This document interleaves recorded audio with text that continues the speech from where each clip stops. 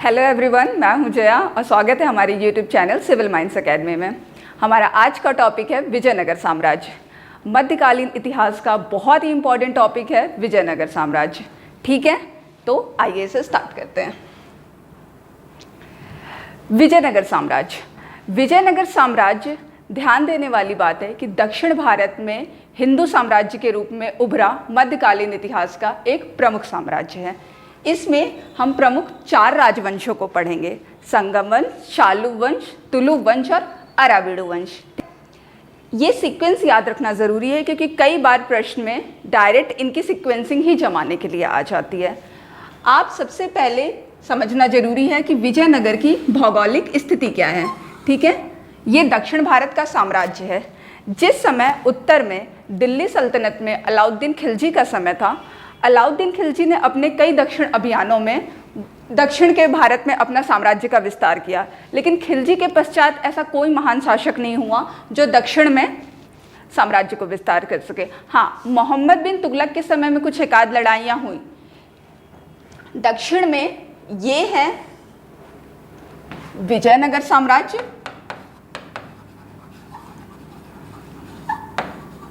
विजयनगर साम्राज्य याद रखिएगा। ये है कृष्णा नदी। कृष्णा नदी के दक्षिण में, ये कृष्णा नदी है, कृष्णा नदी के दक्षिण में बनने वाला साम्राज्य है विजयनगर साम्राज्य। और इसके उत्तर में एक साम्राज्य की स्थापना होती है, वह है बहमनी साम्राज्य। बहमनी और विजयनगर पैरेलल चलते हैं। अभी आज हम विजयनगर पे फोकस करेंगे। कहानी ये है कि जब उत्तर भारत में मोहम्मद बिन तुगलक का समय था, तो तुगलक ने दक्षिण में कुछ लड़ाइयाँ लड़ी और वहाँ के 2 महान सेनापति थे, हरियर और बुक्का। इनको ये लेके जाता है और अपने यहाँ कैद में रख लेता है। जब ये इनसे इस्लाम कबूल करवा लेता है, जब ये मुस्लिम धर्म में कन्वर्ट हो जाते हैं, तो ये इन्हें छोड़ देता है और छोड़ने के साथ ही ये कहता है कि अब आप दक्षिण भारत में जाइए और हमारे दिल्ली सल्तनत या मुस्लिम का प्रचार कीजिए। ये वापस से आते हैं दक्षिण भारत में और लेकिन एक संत के प्रभाव में आ जाने के कारण ये पुनः हिंदू धर्म को अपना लेते हैं और मुख्य इनका फोकस हो जाता है कि हम एक हिंदू साम्राज्य की स्थापना करें। ध्यान दीजिएगा, ये कृष्णा नदी के दक्षिण वाला जो एरिया है, इसमें ये विजयनगर साम्राज्य की स्थापना करते हैं। विजयनगर की अगर वर्तमान लोकेशन बताऊं तो कहाँ है? विजयनगर की वर्तमान लोकेशन है हम्पी। हम्पी है कर्नाटका में। ठीक है, ये क्वेश्चन भी कई बार पूछता है एग्जाम में कि विजयनगर की वर्तमान लोकेशन कहाँ है, तो ये हम्पी कर्नाटक में है। जब हरियर और बुक्का ये 2 भाई हैं, हरियर और बुक्का ये 2 भाई हैं, इन्होंने मिलकर एक हिंदू साम्राज्य विजयनगर की स्थापना की। नाम से क्या क्लियर है? विजय यानी जीत, नगर यानी शहर, मतलब जो जीत का शहर हो वो है विजयनगर। ठीक है, सबसे पहला वंश है संगम वंश। अगर हम संगम वंश के बारे में पढ़ेंगे तो हरियर और बुक्का ने संगम वंश की स्थापना की। कई बार पूछता है कि जब विजयनगर साम्राज्य की स्थापना हुई तो उत्तर भारत में शासक कौन था, तो आंसर क्या लेना है? मोहम्मद बिन तुगलक। ठीक है, हरियर और बुक्का इन्होंने अपने वंश का नाम रखा संगम वंश। क्यों रखा? क्योंकि इनके पिता का नाम था संगम। इन्होंने अपने पिता के नाम से अपने वंश का नाम रखा संगम वंश। ईयर याद रखना बहुत जरूरी है। संगम वंश है 1336। प्रश्न में डायरेक्ट पूछता है कि संगम वंश की स्थापना कब हुई, तो वर्ष है 1336। या उत्तर भारत में कौन सा राजा था, तो मोहम्मद बिन तुगलक। ठीक है, दोनों बातें अच्छे से याद रखनी है। हरियर और बुक्का ने मिलकर विजयनगर साम्राज्य का जो पहला राजवंश है संगम वंश की नींव रखी।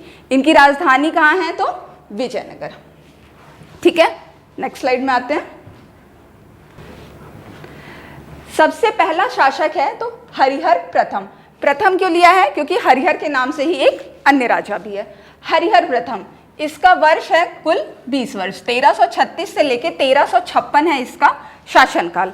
ठीक, इसके समय में ज़्यादा कुछ बड़ी घटनाएं नहीं हुई हैं, लेकिन बहमनी से इसके संघर्ष प्रारंभ हुए। मैंने बताया कि कृष्णा नदी के उत्तर में बहमनी राज्य था, जो कि एक मुस्लिम साम्राज्य था कह सकते हैं, और विजयनगर मुख्यतः एक हिंदू साम्राज्य था।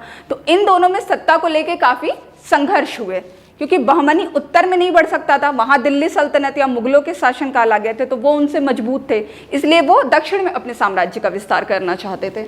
याद रखिएगा पहले शासक के समय से ही बहमनी से संघर्ष प्रारंभ हो गए, स्पेशली रायचूर वाले क्षेत्र में। रायचूर कर्नाटक में एक एरिया है जिसे कि बहमनी शासक थे, बहमन शाह, वो जीत ले जाते हैं। ठीक है, रायचूर क्षेत्र में संघर्ष होता है और बहमनी शासक हैं, बहमन शाह ने उसकी स्थापना की थी, वो उसको जीत ले जाते हैं। हरिहर प्रथम से ज़्यादा क्वेश्चन नहीं आते हैं, डायरेक्ट ये इनका बहमनी का संघर्ष आता है।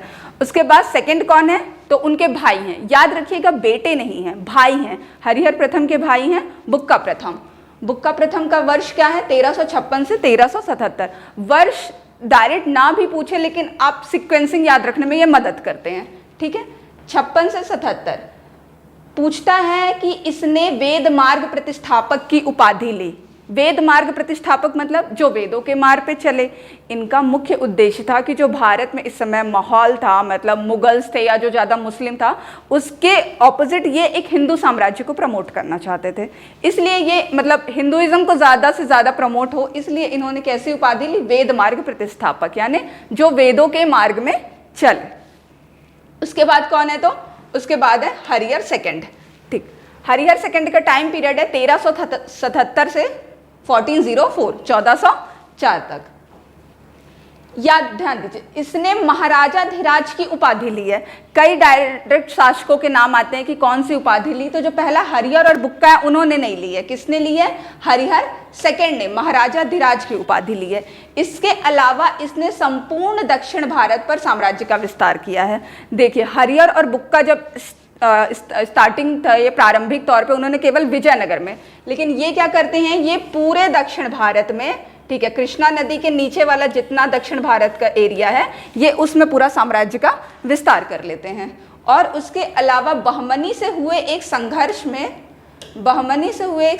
में ये बेलगांव और गोवा को भी छीन लेते हैं। देखिए मैं बता रही हूँ, लगभग जब तक विजयनगर है तब तक बहमनी है, इन दोनों में पूरे टाइम संघर्ष चलेगा। कभी वो इनके कुछ एरिया को हड़प लेते, कभी ये। तो हरिहर द्वितीय के हिस्से में क्या आया कि इन्होंने बहमनी से हुए संघर्ष में बेलगांव और गोवा जैसे राज्यों को छीन लिया और अपने विजयनगर साम्राज्य में मिला लिया। क्लियर है? नेक्स्ट देखते हैं। इसके बाद है तो देवराय फर्स्ट। देवराय फर्स्ट का ध्यान दीजिएगा, तुंगभद्रा नदी पर बांध बनाकर इन्होंने नहर का निर्माण कराया। ये तुंगभद्रा नदी और कृष्णा नदी का जो क्षेत्र था ये भी एक मुख्यतः बहमनी और विजयनगर के बीच में जो उनके द्वंद्व का कारण था। मैं आपको मैप में दिखाती हूँ। अब ये थी कृष्णा नदी और इसकी एक सहायक नदी है तुंगभद्रा। ये है कृष्णा और ये है तुंगभद्रा। दो नदियों के बीच का क्षेत्र क्या कहलाता है, दो आब, दो जल के बीच का क्षेत्र। निश्चित तौर पे वो एक उपजाऊ क्षेत्र होगा। तो इस क्षेत्र की लड़ाई के लिए ही ज्यादातर बहमनी और विजयनगर साम्राज्य वाले आपस में लड़ते रहते थे।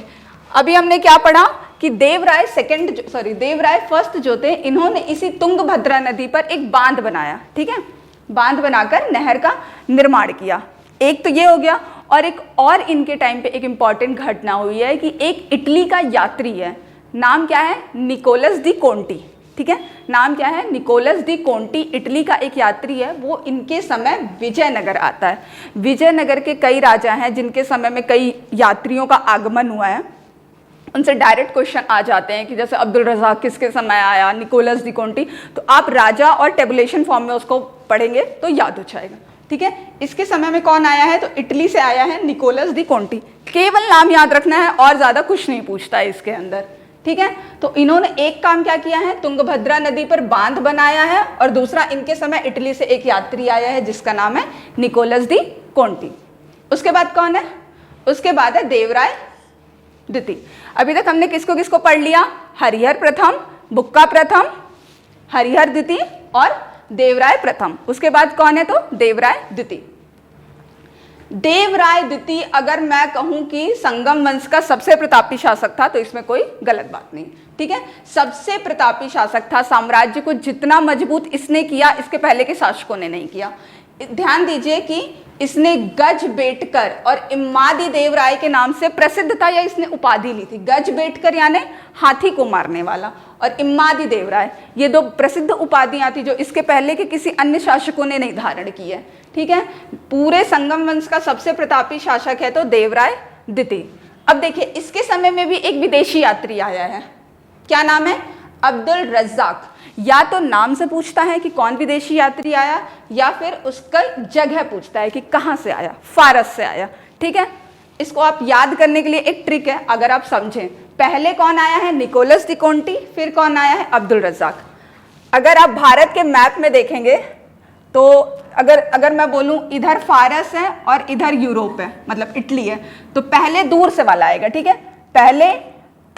पहले इटली वाला आएगा, फिर फारस वाला आएगा। ठीक है, तो पहले कौन आया है? जो दूर से आया है। तो पहले याद रखिएगा इटली से आया है, और बाद में कौन आया है? तो फारस से आया है। क्लियर है? ठीक है, देवराय प्रथम के टाइम पे निकोलस डी कोंटी इटली से आया हुआ यात्री है, और देवराय द्वितीय के टाइम पे अब्दुल रज्जाक फारस से आया हुआ आदमी है। नाम आप याद कर सकते हैं, निकोलस डी कोंटी और फारस यात्री अब्दुल रज्जाक। ये इंपॉर्टेंट है, इसीलिए बार बार बता रही हूँ। आप खुद कोई क्वेश्चन पेपर उठा के देख लीजिए, कई एग्जाम में व्यापम हो या पीएससी बार बार इसको पूछता है। ठीक है, इसके बाद नेक्स्ट आते हैं। हाँ, संगम वंश हो गया। इसके बाद जो प्रमुख राजवंश है शालुब और तुलुब, इनमें आपको ज्यादा कुछ नहीं पढ़ना है। संस्थापक का नाम है या फिर कोई अंतिम राजा है, बस इतना ही। देखिए शालुब वंश का संस्थापक कौन है? तो शालुब नरसिंह। डायरेक्ट आ सकता है कि शालुब वंश का संस्थापक कौन है। मैं आपको बता रही हूँ, एग्जाम में केवल इतना लिखा रहेगा नरसिंह, क्योंकि शालुब होगा तब तो आप वैसे उस चीज को पकड़ लेंगे। नरसिंह, अब ध्यान दीजिए यहाँ नरसिंह है, यहाँ वीर नरसिंह है। ये याद करने में जनरली कंफ्यूजन पैदा करता है, तो याद रखिएगा जो वीर है, जो ज्यादा वीर है, जो ज्यादा अच्छा है, वो बाद में आएगा। पहले नरसिंह आएगा, फिर वीर नरसिंह आएगा। ये याद करने के लिए बता रही हूँ, बाकी इसका पूरा नाम सालू नरसिंह है। ठीक है, ध्यान दीजिएगा, शालू वंश का संस्थापक कौन है? तो शालू नरसिंह। लेकिन पेपर में आपको केवल इतना करके मिल सकता है, नरसिंह, तो याद रखिएगा नरसिंह। ठीक है, और अंतिम शासक कौन है? इसका पुत्र है इम्मादी नरसिंह। ठीक है, दो ही याद रखने, संस्थापक और अंतिम, तो शालू नरसिंह और इम्मादी नरसिंह। ठीक है, इसके बाद आता है तुलुब वंश। तुलुब वंश काफी बड़ा वंश है। पूरे विजयनगर साम्राज्य के जो सबसे मेन राजा है कृष्णदेवराय, वो इसी तुलुब वंश से संबंधित है। तुलुब वंश का संस्थापक कौन है? तो वीर नरसिंह। देखिए कि दोनों एकदम सेम है, बार बार कंफ्यूजन है, इसलिए मैं बता रही हूँ। इसको नरसिंह याद रखिए, इसको वीर नरसिंह। जो ज्यादा वीर है वो बाद में आएगा। इनके बारे में ज्यादा डिटेलिंग नहीं है। इनके छोटे भाई हैं कृष्णदेवराय, मोस्ट इंपॉर्टेंट। पूरे विजयनगर साम्राज्य का सबसे प्रतापी शासक है, तो ये कृष्णदेवराय है। कृष्णदेवराय किस वंश का था? तुलुब वंश का, भूलना नहीं है। ठीक है, 3 वंश है, संगम वंश, शालू वंश, तुलुब और अराविडु। तो जो तीसरे नंबर का है तुलुब वंश, उसके हैं राजा कृष्णदेवराय। ठीक है, नेक्स्ट स्लाइड में आते हैं। कृष्णदेवराय को अलग से पढ़ना है। इनका विजयनगर में जितना कंट्रीब्यूशन है उतना अन्य किसी राजा का नहीं है। ठीक है, सबसे पहली लाइन, विजयनगर के सबसे प्रतापी शासक बता चुकी हूँ, सबसे ज्यादा साम्राज्य को। इनकी प्रसिद्धि कहाँ तक थी आप समझ सकते हैं कि बाबर ने अपनी आत्मकथा, बाबर की आत्मकथा है तुझके बाबरी या बाबरनामा, उसमें इसकी चर्चा की है। प्रश्न आता है कि जब बाबर भारत आया तो उसने दक्षिण भारत के किस राजा के बारे में लिखा है? उसकी आत्मकथा में लिखा है कि दक्षिण भारत में विजयनगर साम्राज्य में एक राजा है, क्या नाम है? कृष्णदेवराय। मतलब वो बहुत प्रतापी शासक है। बाबर ने तक इस अपनी आत्मकथा में इसका वर्णन किया हुआ है। इसके अलावा गोलकुंडा के एक युद्ध में इसने कुतुब शाह को पराजित किया है। गोलकुंडा कहाँ है? मैं आपको पहले ही बताई हूँ, ये दक्षिण भारत में, ये है विजयनगर और ये है बहमनी वाला एरिया। विजयनगर और बहमनी के आपसी संघर्ष में बहमनी बाद में 5 भागों में टूट जाता है। गोलकुंडा, विदर्भ, अहमदनगर, तो इसी में एक एरिया है गोलकुंडा जो आज हैदराबाद में आता है। बहमनी 5 भागों में टूट गया, जिसका एक भाग था गोलकुंडा। इसी गोलकुंडा के शासक से संघर्ष होता है कृष्णदेवराय का। ठीक है, जिसमें इन्होंने कुतुब शाह को पराजित किया है। इसके अलावा इन्होंने उपाधियां ली हैं आंध्र भोज और अभिनव भोज की। कृष्णदेवराय खुद एक बहुत ही महान साहित्यकार थे, बहुत ज्यादा इंटेलिजेंट थे। इनकी ये जो भोज है, ये जो परमार वंश के शासक हैं भोज राजा, क्योंकि वो भी बहुत ज्यादा इंटेलिजेंट थे, उनकी भी कई बुक है, उन्हीं से मतलब मिलता जुलता ये नाम है, आंध्र भोज, अभिनव भोज। इनके समय को तेलुगु साहित्य का क्लासिक युग कहा जाता है। मतलब इनके समय में जितनी तेलुगु साहित्यों की रचना हुई है उतनी कभी नहीं हुई है। ध्यान दीजिएगा, इनके दरबार में अष्टदिग्गज थे। क्वेश्चन आता है अष्टदिग्गज किसके दरबार में थे? कृष्णदेवराय। एक अपन अष्टप्रधान पढ़ते हैं, वो मराठों के समय में थे, कंफ्यूज नहीं होना है। अष्टप्रधान मराठों के समय में है और अष्टदिग्गज कृष्णदेवराय। और ये आठों के आठों क्या हैं? तो कवि हैं। वो जो अष्टप्रधान अपन पढ़ते हैं वो उनके प्रशासनिक अधिकारी हैं, पूरे उनके वित्त मंत्री, फाइनेंस मिनिस्टर, ये मतलब प्राइम मिनिस्टर, वो अलग है। इनके जो अष्टदिग्गज है आठों के आठों कवि हैं। इससे आप समझ सकते हैं कि तेलुगु साहित्य में या मतलब कला और एवं संस्कृति के प्रति इनका कितना ज्यादा झुकाव था। इनके दरबार में अष्टदिग्गज थे। इन्होंने खुद एक तेलुगु साहित्य की रचना की है, अमुक्तमाल्यद या अमुक्तमाल्यम। कई बार पेपर में आता है कि अमुक्तमाल्यम किस भाषा में लिखा गया है। याद रखिएगा, अमुक्तमाल्यम एक तेलुगु साहित्य है। बिल्कुल भी कंफ्यूजन मत रहिएगा कि संस्कृत है कि क्या है। अमुक्तमाल्यम एक तेलुगु साहित्य है जिसे खुद राजा कृष्णदेवराय ने लिखा है। क्लियर है? चल नेक्स्ट स्लाइड देखते हैं। विजयनगर साम्राज्य में जो बने कला और संस्कृति के नमूने देखिए, हजारा मंदिर और विठल स्वामी मंदिर। मेंस में डायरेक्ट एक बार इन दोनों मंदिरों पे 2 मार्क्स में क्वेश्चन आया था लिखने के लिए। तो सबसे पहले तो ये पता होना चाहिए कि हजारा मंदिर और विठल स्वामी मंदिर कहाँ है? विजयनगर साम्राज्य से संबंधित है। और उसमें भी किस राजा ने बनवाया है? तो राजा कृष्णदेवराय ने बनवाया है। ठीक है, देखिए यहाँ इमेजेस हैं। ये दोनों मंदिर कहते हैं, इनके जो पिलर है और पिलर में जो उत्कीर्णित जो डिजाइन्स बनी है वैसी पहले कभी कला का नमूना नहीं मिला। ये दोनों मंदिर अपने आप में, बता दूं, वर्तमान में हम्पी यूनेस्को की विश्व विरासत सूचियों में शामिल है। दूर दूर से यात्री से देखने के लिए आते हैं। इसके अलावा इसके समय में एक पुर्तगाली यात्री आए हैं, डोमिंगो पायस और बारबोसा। हमने अभी किसको किसको पढ़ा है? देवराय प्रथम के टाइम पे निकोलस डी कोंटी आया है इटली से, देवराय सेकंड के टाइम पे अब्दुल रज्जाक आया है फारस से, और अब डोमिंगो पायस और बारबोसा कहाँ से आए हैं? तो पुर्तगाल से आए हैं। कहाँ से? पुर्तगाल से। और किसके टाइम पे? राजा कृष्णदेवराय के। ये विदेशी यात्रियों का जो क्रम है और किस शासक के दौरान आए हैं, ये याद रखना बहुत ज़रूरी है। मैं बार बार इस चीज़ को रिपीट कर रही हूँ क्योंकि ये एग्जाम में इंपॉर्टेंटली पूछा जाता है। तो हजारा मंदिर, विठल स्वामी मंदिर राजा कृष्णदेवराय के समय में, विदेशी यात्रियों में बारबोसा और डोमिंगो पायस, दोनों कहाँ से हैं? तो पुर्तगाली यात्रियां। सन 1556 बहुत इंपॉर्टेंट है विजयनगर के इतिहास में। 1556 में हुआ था तालीकोटा का युद्ध। तालीकोटा जगह है। इस युद्ध को राक्षसी तंगड़ी का युद्ध भी कहा जाता है। कहते हैं इस युद्ध की विभीषिका इतनी खतरनाक थी, इतने बड़े पैमाने पे लोगों की वध और हत्याएं हुई कि पूरा का पूरा विजयनगर ही समाप्त हो गया। हुआ किसके बीच में था? ध्यान दीजिएगा, ये विजयनगर और बहमनी के बीच में हुआ था। बहमनी के जो 5 भाग थे, अहमदनगर, गोलकुंडा, बीदर, ये सबने मिलकर अचानक विजयनगर के साथ खिलाफ एक बार हमला किया और इस युद्ध की विभीषिका इतनी खतरनाक थी कि पूरा विजयनगर ही समाप्त हो गया। इस विजयनगर की समाप्ति के बाद ही ये जो कर्नाटक का मैसूर वाला एरिया है, ये एक स्वतंत्र राष्ट्र के रूप में जन्मा, जिसमें अपन बाद में वाडियार वंश और वहीं पे जो उनके सेनापति हैदर अली और टीपू सुल्तान की कहानियां पढ़ते हैं। वो विजयनगर साम्राज्य के बाद की घटित घटनाएं हैं जब पूरे विजयनगर साम्राज्य का सफाया हो गया। ठीक है, इसके बाद एक लास्ट एक वंश है अराविडु वंश, लेकिन इसमें कुछ भी खास नहीं है। इसके केवल एक संस्थापक तिरुमल का नाम 1-2 क्वेश्चन में पूछा है, इससे कोई क्वेश्चन नहीं आते हैं। लेकिन चूंकि 4 प्रमुख राजवंश है तो हमें उनके संस्थापक पता होने चाहिए। तो ये रहा पूरा विजयनगर साम्राज्य का इतिहास।